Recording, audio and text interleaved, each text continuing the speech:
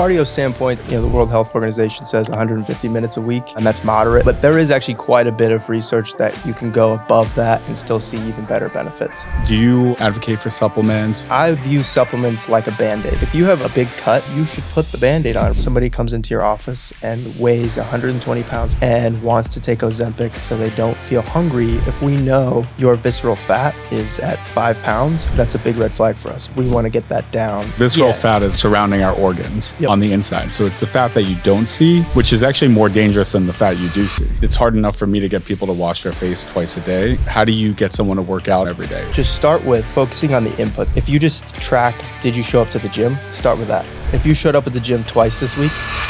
I'm Dr. Anthony Rossi, and this is Give Good Face, a podcast focusing on skincare science, and how to maintain and shape a healthy lifestyle. Today, we're talking to Sam Bartlett, founder of Exis, www.exis.life. It is a preventative health and fitness company focused on personal training and nutrition.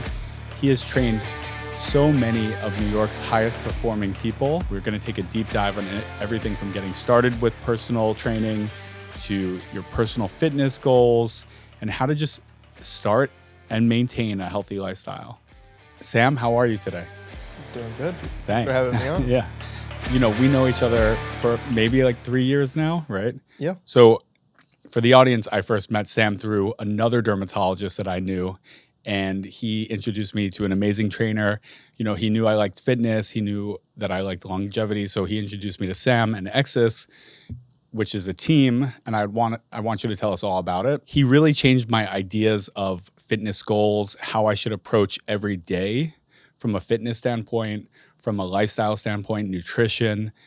It's really helped me achieve better results, but also just feel better waking up in the morning and then doing what I love to do, which is surgery, cosmetic dermatology. I feel a difference throughout the whole day. So Sam, tell us a little about yourself. How did you get to this point? So first of all, thank you. Nobody gives a better introduction than Dr. Rossi, but I am what they would call, I guess, an exercise scientist these days. Sometimes people will look at you and go, is that even a real thing? But basically, formally, my education is in biomechanics and kinesiology, exercise physiology. So anything as it regards to health and specific, it could be organs for people that are having cardiac issues. It could be osteoporosis, osteopenia, and it could be something as simple as I want to lose a few pounds. So you kind of run the whole gamut. Fitness as a whole is one of these industries that has a very wide range of topics, and it can be very difficult to figure out what is true, what is not. And a lot of the stuff can actually be harmful. So, I started, rewind all the way back. I was a college athlete. I played football. And so that's what got me into fitness in general to start.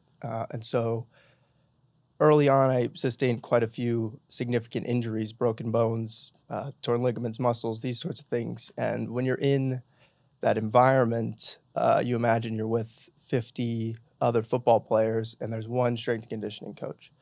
And so if you have a broken collarbone, you don't really get to do the workout with everybody else. And so you kind of have to figure out, well, what am I going to do with this hour of my time?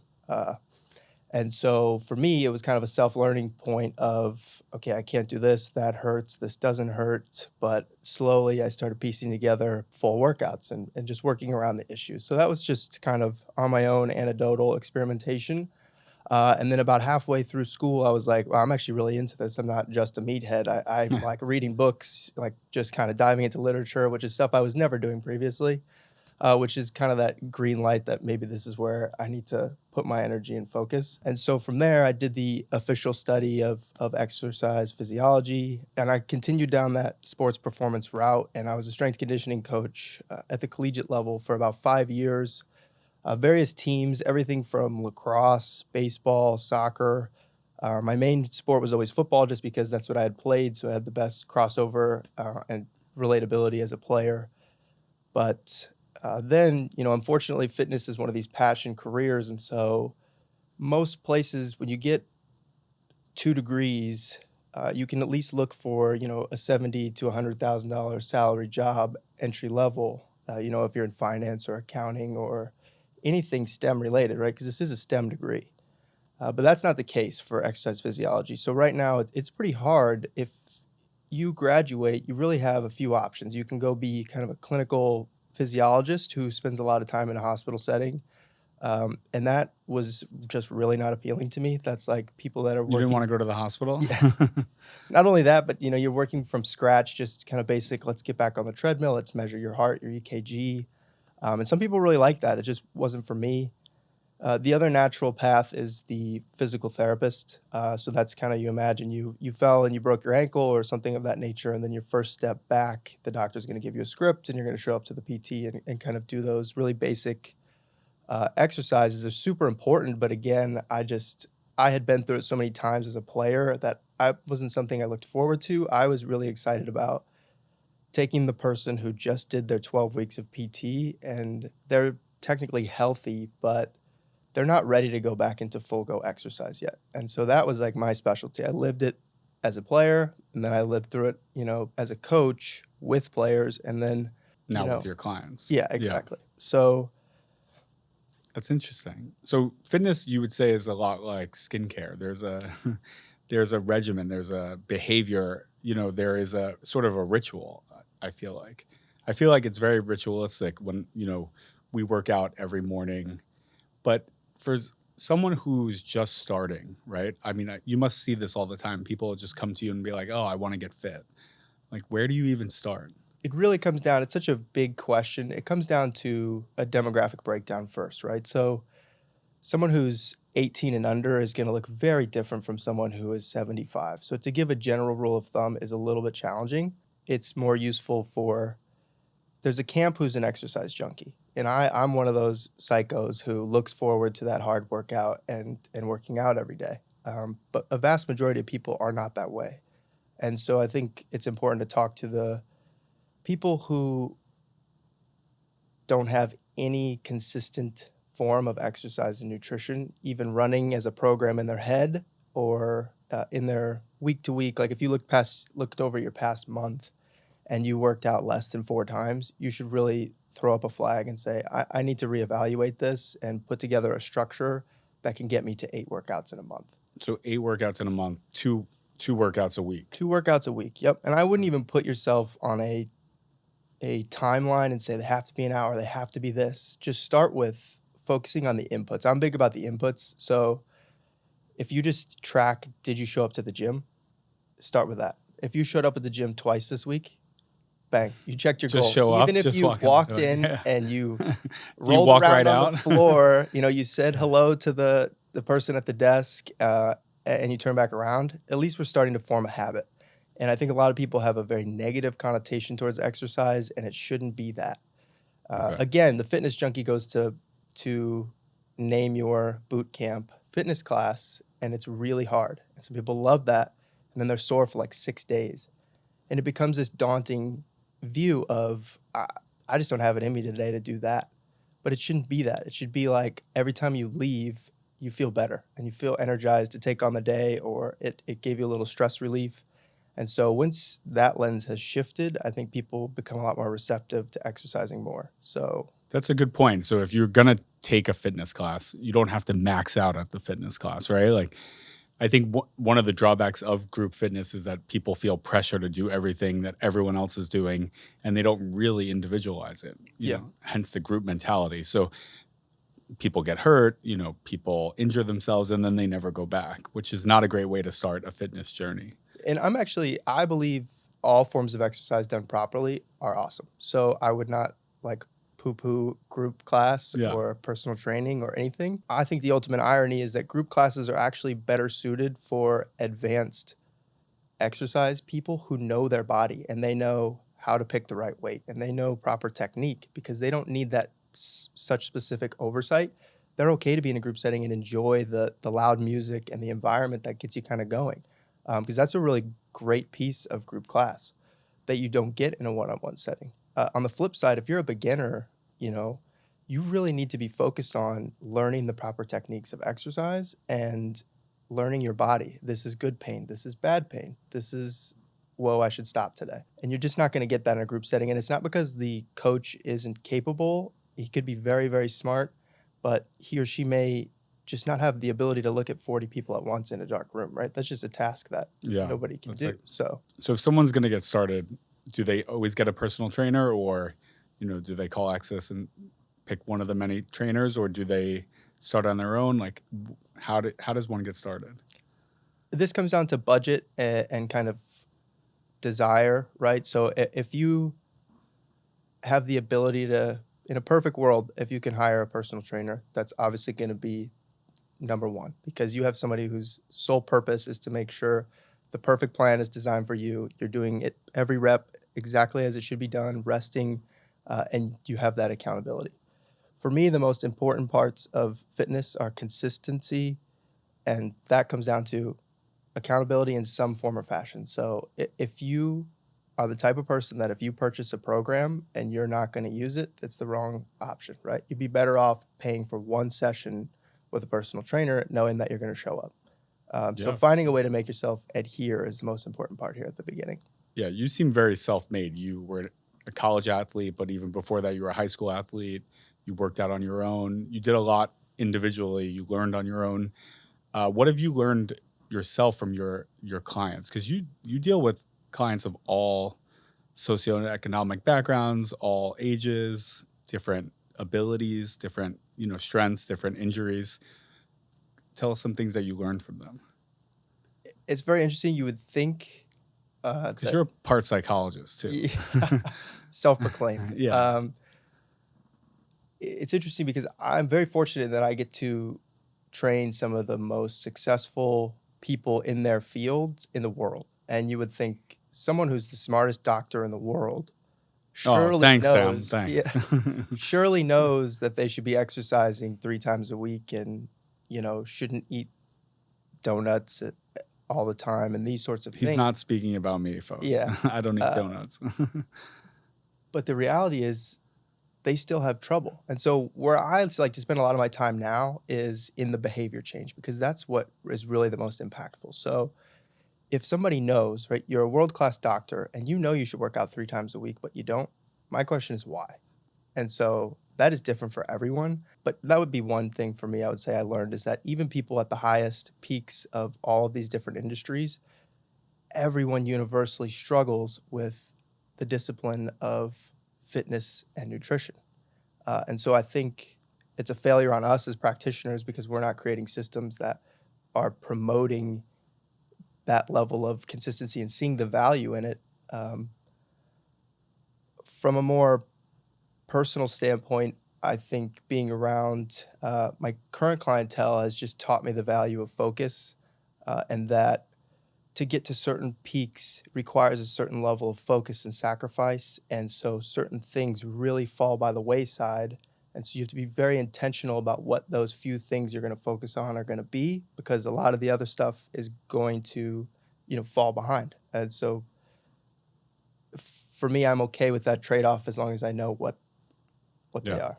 I mean, it's hard enough for me to get people to wash their face twice a day, let alone how do you get someone to work out at the same time every day? Or do they have to work out at the same time? Is it better morning, better night? I feel like that's a myth Yeah. bust that we always talk about. From a myth standpoint, for most people, you're better off just when you can get it in, get it in. Again, from a adherence standpoint, we do see that people who work out before 10 a.m. have much higher adherence levels to Oh, exercise. that's interesting. And people who actually schedule on a calendar physically have higher adherence levels. So Okay. that's two easy plugins that most people could do. Sorry, your original question before the Yeah, day or night. how do you motivate them to actually get going and work Yeah. out on a consistent basis? Because I think for you, consistency means a lot. I think one of the big ones is creating enjoyment in the beginning, especially. So one of the things we'll do on the intake is a very obvious question: is what do you like? Any exercises that you've done in the past that you like, or any that you really hate? And it's not a trick question. Some people will be like, "I'm not going to tell you what I hate because that's the first thing you're going to make me do." And that's actually the opposite of how we approach it. We're going to say they only like one or two things. We're going to make this really prevalent at the beginning, and we're going to shorten the sessions, and it's going to be a lot more mobility and flexibility training, and it's not going to be like my heart rate's at 170 because it's not enjoyable. Even if that's what's optimal and what they need, And so focusing on making it fun at the beginning. And for us, usually, we get to build rapport with each other. When we match a trainer, usually the personalities come into play. So if you enjoy talking to whomever in between sets, that helps a ton. And I think you can vouch for, Yeah, yeah. taking something that could be very monotonous and saying, we're going to do 3 sets of 10 on squats and we're going to rest for 90 seconds in between. And that could be a really boring 15 minutes and Amen. yeah, like Yeah. it's no wonder people don't look forward to doing this. But if it becomes, oh, I have my favorite music on in the background and, I'm having interesting conversation in between sets, it's like it almost just kind of becomes autopilot that we're doing the exercise, right? And so finding ways to do that. For some people, that's podcast, that's music, that's going and exercising outside of instead of in a gym. I think it's a myth that you need to be in the gym all the time. I would say a lot of people, especially post-COVID, don't like being around a lot of sweaty people. And that's fine. It's not necessarily a bad thing. Yeah. Creating an environment that's going to be fruitful, that's going to actually help motivate you is a great point. And then creating consistency, so scheduling it on the calendar is even better. And it can be anywhere from 30 to 60 minutes, right? I mean, most studies have shown that you need a good amount of vigorous exercise during the week to help promote longevity or a healthy lifespan, basically. Yes, from a cardio standpoint, the World Health Organization says 150 minutes a week, and that's moderate. And then you can cut it in half if it's vigorous. That'll be 75 minutes. But there is actually quite a bit of research that you can go above that and still see even better benefits. There's a point where it tops out, but you could do almost 5 times that and continue to see improvement in pretty much all causes of mortality. That's a good point.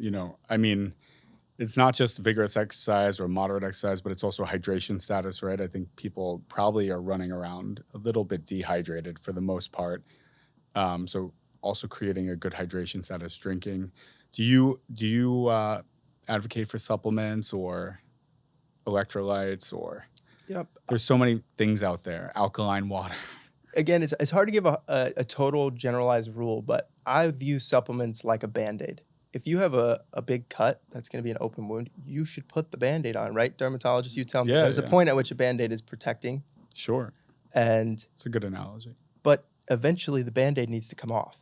And so I think you should look at supplements the same way. If you go into your doctor and vitamin C, vitamin D are low, they say, dude, you have scurvy. Yeah. We haven't seen this in years. Yeah. Then yes, you should absolutely supplement vitamin C, right? I've seen that once in my life. But there comes a point when we should look at your actual entire behavior and say, why are you continually deficient in vitamin C? What's wrong with your diet that you are so low in vitamin C? And we can go down this rabbit hole of soil's not as good and food isn't good, and I'm sure there's a lot of truth to that. But at the end of the day, there are lots of fruits and vegetables that can cause the same health benefit as that pill you're taking. So I would still push towards Probably even better bioavailability. natural sources when possible. Now, sometimes there's unique cases, right? You're going to be traveling, or maybe you just had surgery and there's these acute moments. Maybe you just got sick where you need this kind of spike in vitamins. Absolutely, supplementation. I mean, that's awesome. Yeah, some people say we have the world's most expensive urine, in New York or just in general, because so many people are taking supplements. They're water soluble. They just pee them out. We don't really need them. It's the same thing as like, I always say vitamin C on your skin. You have enough vitamin C in your blood serum that you probably don't need it on your skin. It's a big myth. So I agree with you that this over supplementation is actually just a fallacy. Yeah, I'm very type A, so this is more challenging for other personality types. But if you're going to take a supplement too, there should be something measuring it to see if it's actually improving your life.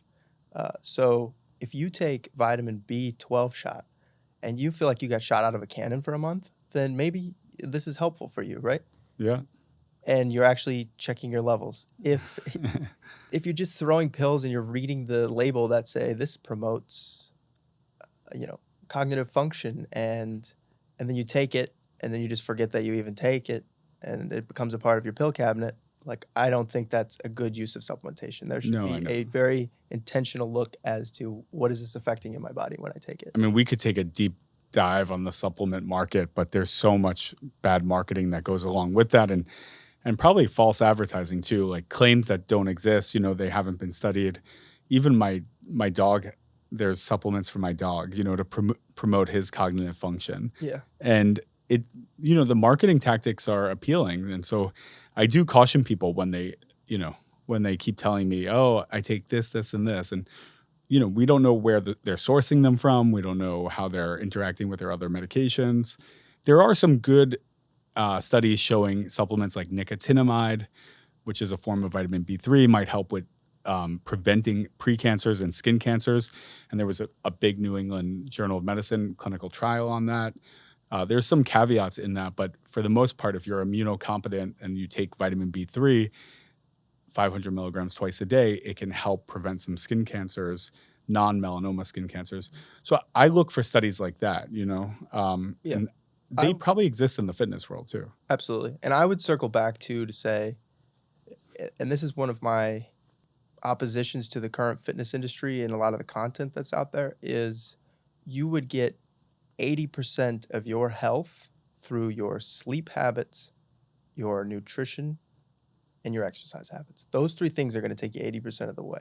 So to spend 95% of our time talking about supplements is like we're talking about the thing that's going to dial you a percent.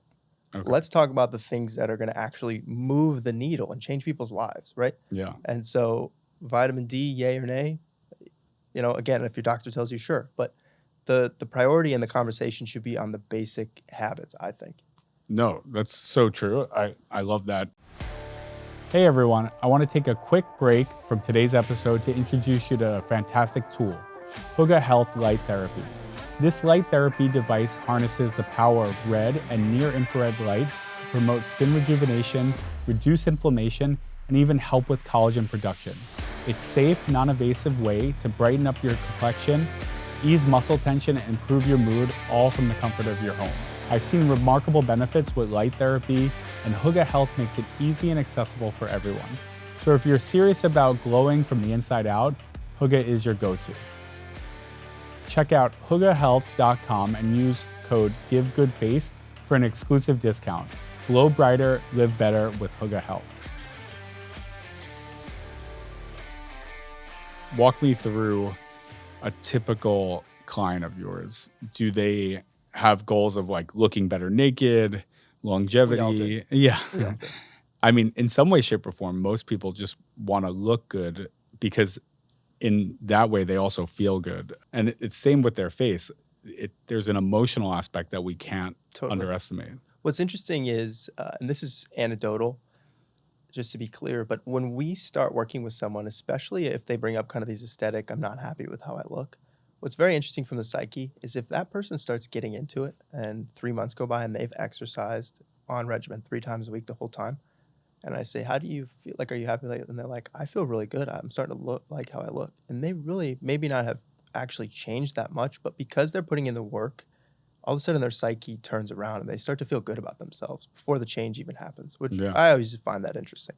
But a typical client, we have a few specific archetypes that are kind of our bread and butter. But in general, it is much more focused on quality of life.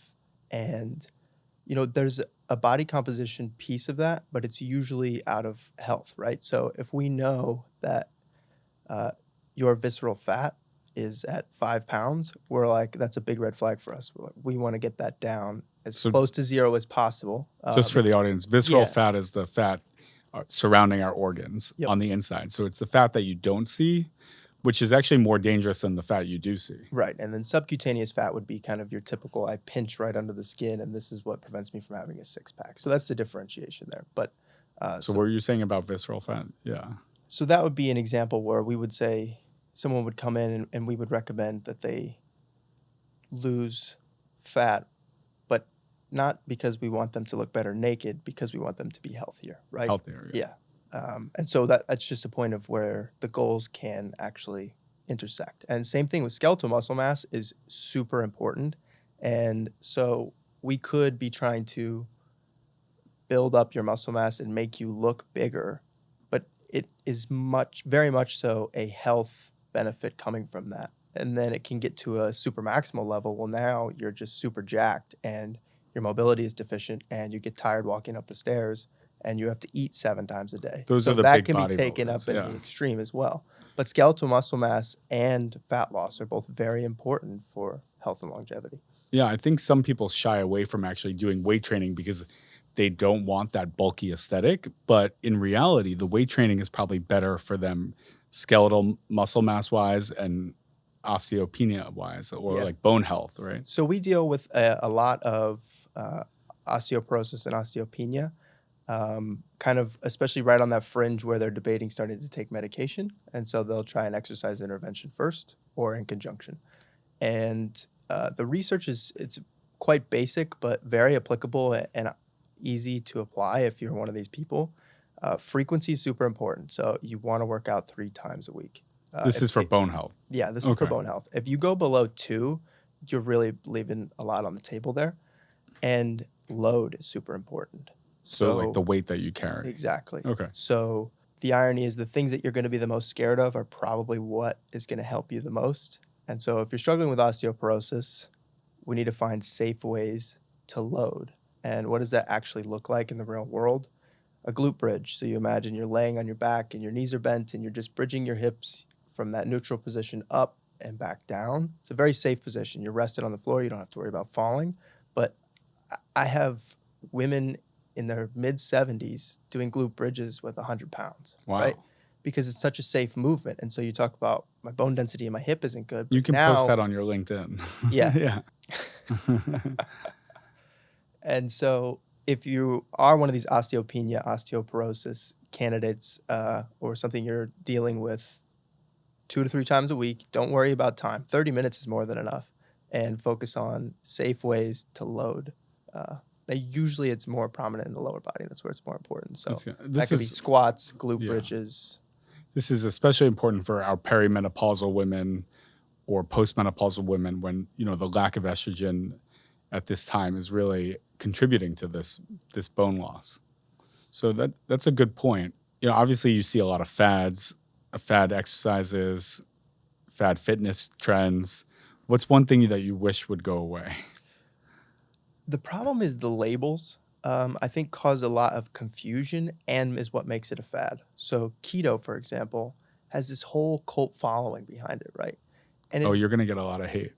And in reality, if all we're going to do is just kind of let's take it a little less extreme and say we're going to recommend a low carbohydrate diet. Low. I want to be clear. I'm saying low, not no carbohydrate. Yeah. That's a pretty healthy way to live. And we know that for a lot of sedentary people, especially if they're not working out, there is not a need for these huge carb consumptions, right? Carbs have an absolutely vital role in our body, but we don't need that much if we're going to be sedentary. Now, if you're an ultramarathoner or you are an athlete, right, you need to be like really taking in carbs at an extreme level. Yeah, they're the fuel, right? Right. Yeah. Again, it's this extreme that it creates with people where they're like, I can't have any carbs. I'm on keto, right?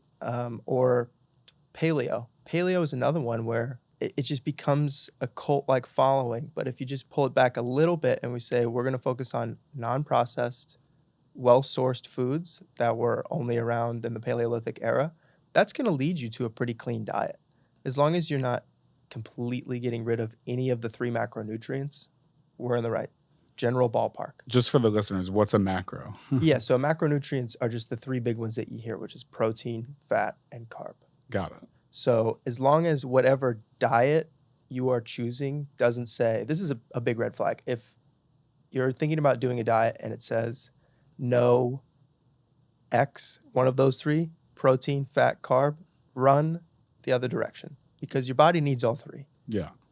That's it. And there've been some good studies in the literature showing that regardless of which, diet you actually go on or which, meal plan you actually go on, it's the consistency at which you do it that causes the most amount of weight loss and keeping that weight off. Once you stop the adherence, obviously, and you go back to old habits, it's going to go back up, your weight. Yeah. And, for our clientele, they travel a lot for work or vacation. and they also aren't always in the same place. They're rarely able to cook. They have to do a lot of dinners out. And so you have to say, how do I create a framework that applies to all of these situations and this fluidity, right? And so you really have to take a step back and what are again, those two or three things that if we focus on that, we're going to take care of 80%. And so for us, that is high protein and high fiber. And if you're high protein, high fiber, and you're hydrating, you are in a really good spot. So, because that makes you less hungry or satiates you. The high fiber, high protein. absolutely. But it also mitigates. So, from a glucose perspective, Oh yeah, Sam and we were wearing continuous glucose monitors for a while. I Yeah. ripped mine off by accident. yes, his arms got too big. Yeah. But, or his clothes too tight. I always Yeah. get the two mixed up. Who knows? But You were saying the high glucose, fiber. yeah. So say you eat a banana by itself, your glucose will most likely go through a pretty significant spike.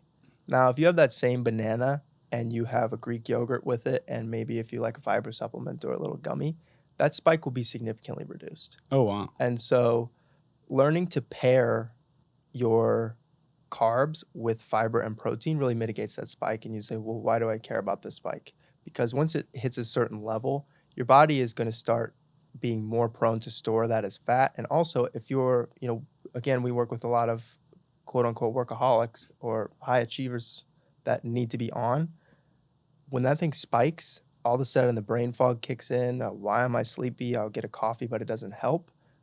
That's what happens. Well, because your glucose spikes and then your insulin spikes, and Right. it's trying to like scavenger all that glucose, and you get that postprandial slump, which is like the post-food slump that people go into. Exactly. It really hurts my soul sometimes. I'll go to get lunch in the middle of the day and I'll look around and I see people eating, we're in New York, so a lot of people are in their banker suit and you'll see 100 of them and you see just burger, fries, pasta. And I'm like, Yeah. I don't know who's paying these guys salary, but in Yeah. 2 hours, they're not going to be very useful. I know that's true. Like you'd think the cafeteria would stock only like really nutritious foods. I always like even at the hospital, like I always wonder why they serve, fried foods or it boggles my mind because it just makes people less productive. It makes them feel crappier, right?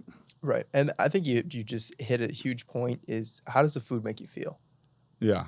If you just take the time to say, I just ate this meal and 30 minutes went by, how do you feel?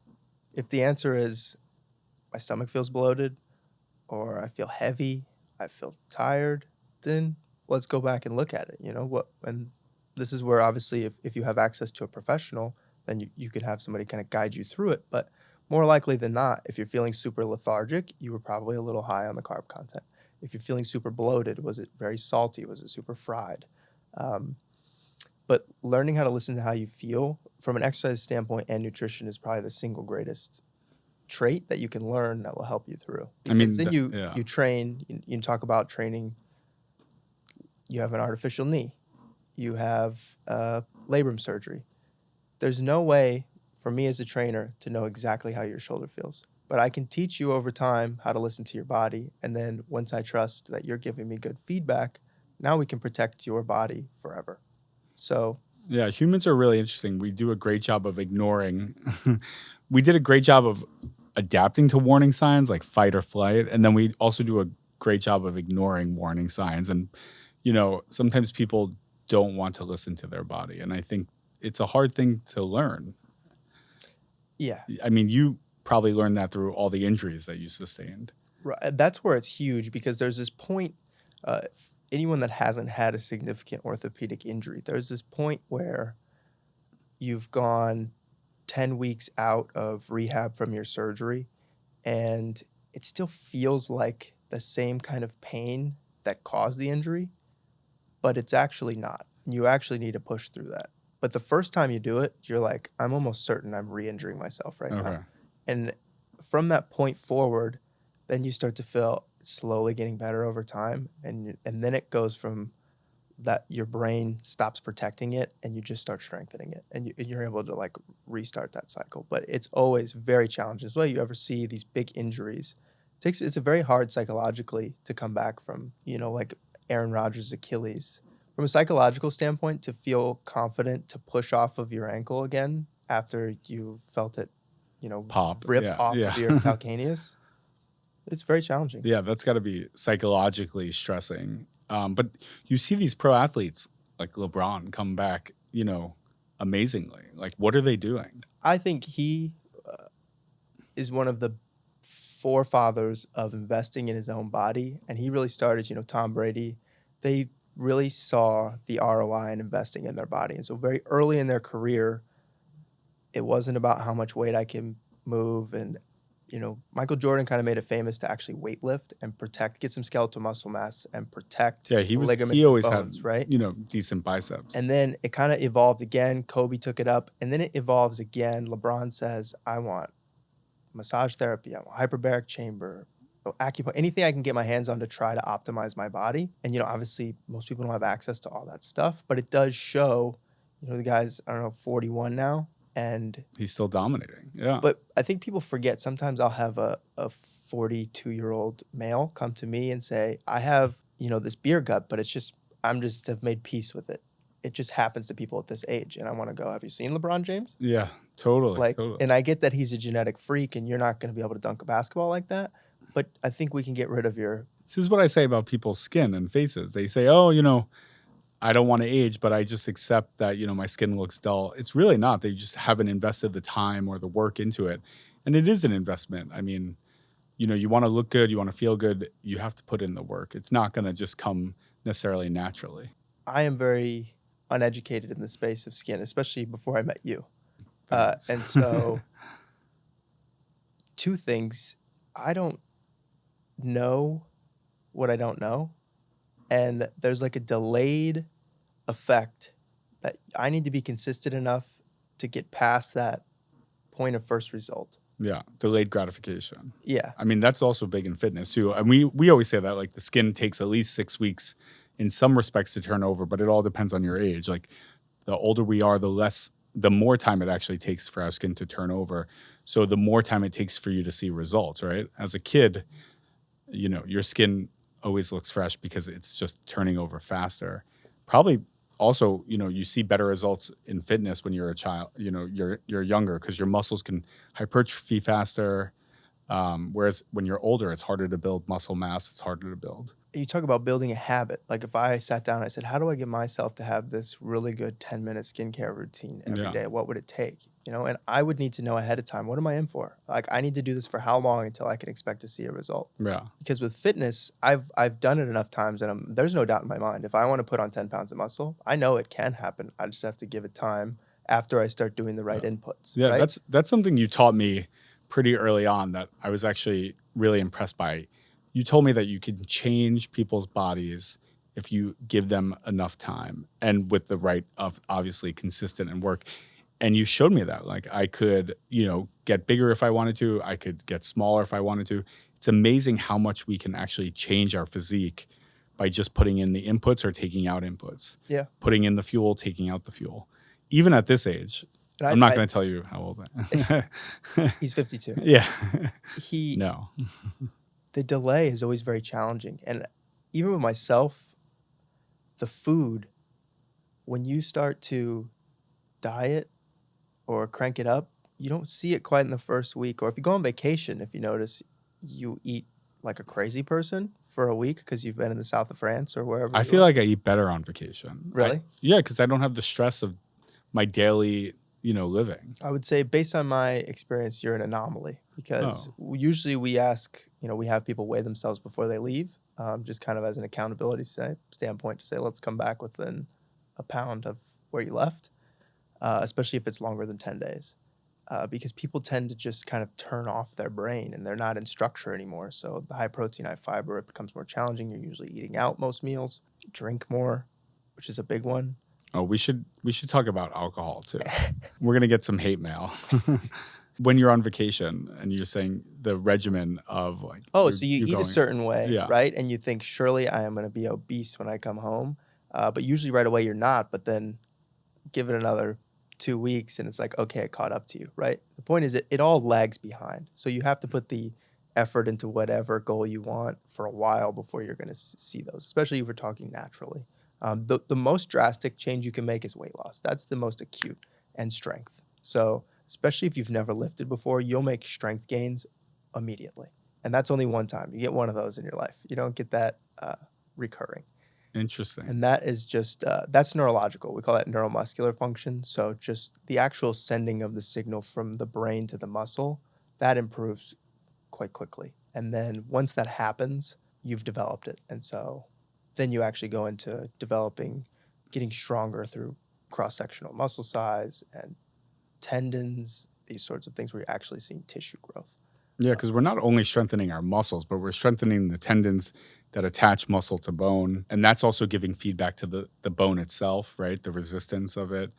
And what I think is super interesting now, because you mentioned weight loss, is we're in the revolution of GLP-1 agonists, which I know you see a lot, and I actually see a lot. And even though we're in kind of separate industries, there's an overlap. And I see Ozempic face more often than I want to, which for no one who knows what Ozempic face is, it's basically the rapid weight loss and the drastic changes that someone sees in their face because they're losing facial fat, whether that's deep facial fat or more superficial facial fat. It almost looks like what we would call lipoatrophy in medicine, where you just continually lose this facial fat and it's basically wasting. And they look drastically older. Like these patients who are on these GLPs and lose a significant amount of weight actually look drastically older, and they actually need, things like fillers to actually replace what they've lost.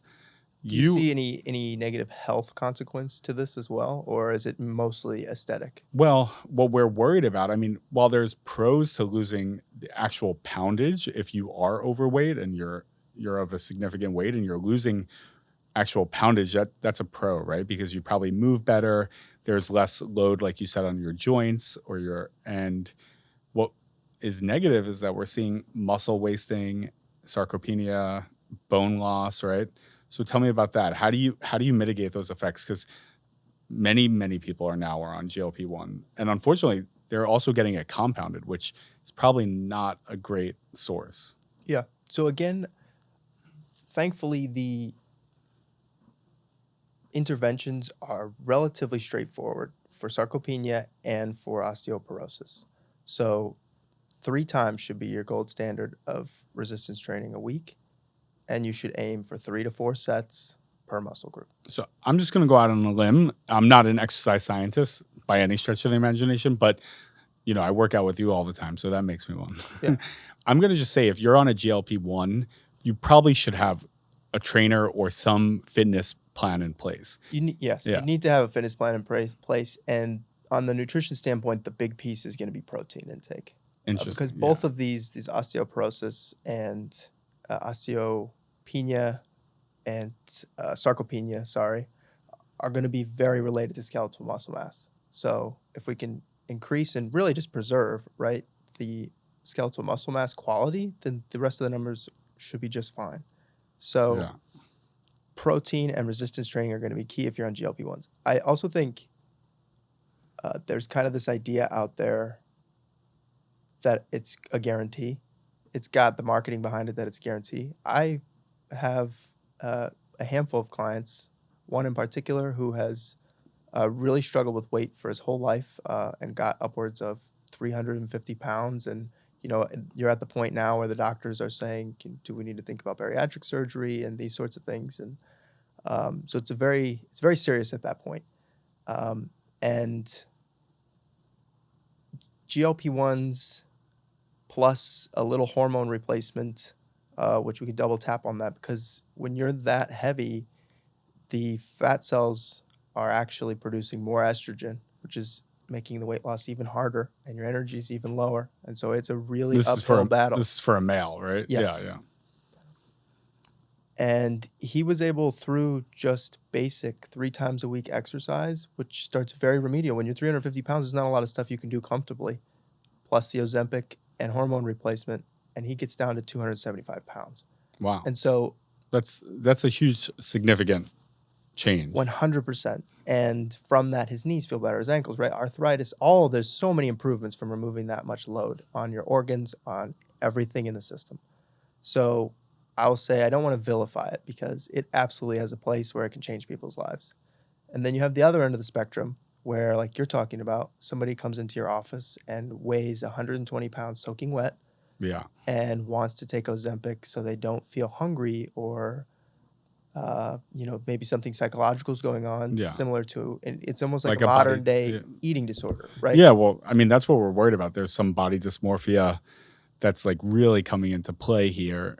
And unfortunately, there's anorexics that are also getting this, through the internet, which is not what it was intended for, not what it's used for. And it's sad. So we have to be better as a society. Yeah. You should have a plan in place for resistance training and diet. The diet, you really just need maybe a one-time call with someone that tells you, here's a few really key foods to include. I would give those, but based on dietary restrictions, vegan or not. But it's really going to come down to picking a couple of key protein sources and making sure that you're eating enough vegetables so that your vitamins are all where they need to be. If you can do those two things, you're at a really strong start from a nutrition standpoint. And then start with just basic compound movements in the gym. So get a good warm up, and then, like we were talking about earlier, that kind of glute bridge, that squat. If you're new to fitness, I would recommend just squatting down to a bench or something high enough to where you feel comfortable and confident sitting to it and getting back up. And then you can use that as your metric to improve. So drop the box a little lower each time, or you could add a little bit of weight and hold on to it. But the key is that it does need to get more challenging over time. And so we call that progressive overload. Exercise scientists, that's like one of the most basic things that you have to make sure is in your program is some version of progressive overload. And so just to sum it up, lift weights 3 times a week. They don't have to be super heavy. Doesn't have, if it feels challenging, if you feel like you could have only done 1 or 2 more reps, you're doing great. Okay. That's perfect. Okay. That's a good benchmark. Yeah.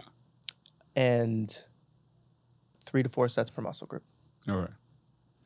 It's good. We could go on this topic for a long time, but if you are thinking about starting a GLP-1 or your doctor's recommending it, you should also go the extra step and start an exercise program, probably with someone who's trained in this. Yeah. And honestly, a lot of insurance companies now do cover dietitians. So usually you can get at least 1 or 2 sessions with a registered dietitian covered by insurance. Oh, amazing. That's a pro tip.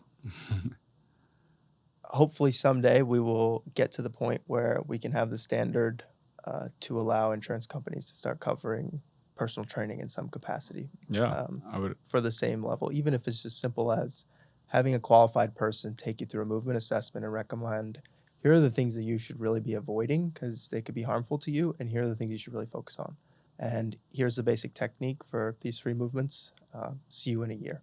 I think just that basic intake and guidance would do people wonders. Yeah, we even see it in the cancer world where patients who have been treated for cancers, they're surviving, they are either in remission or have gotten a cure.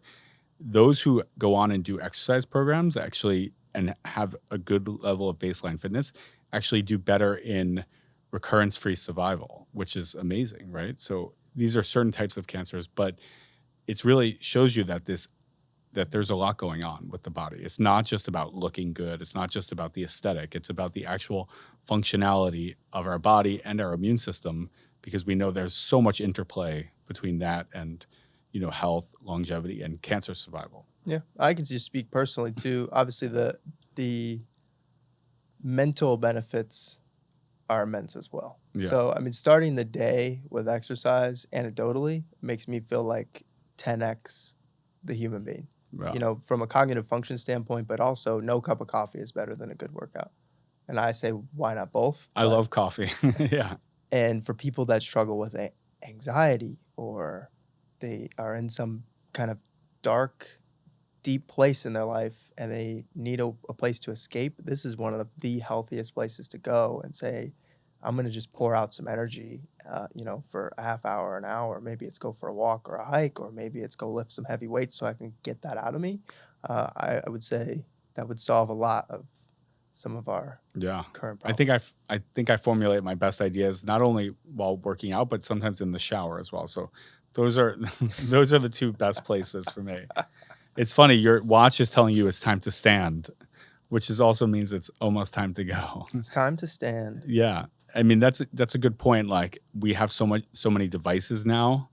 Some of them good, some of them bad, but a lot of them are integrating, right? Like this ring, continuous glucose monitors, your watch. It's really they're helping us keep accountability, which I think that's what they're probably best at doing. Yeah, But I don't think they've nailed the actual accuracy and precision yet. I think we'll get there. yeah, I think they're super cool. For me, it comes down to what are you going to do with the data? So for a lot of people, they'll wear an Aura Ring, and Aura Ring is probably the best on the market for sleep, in my opinion.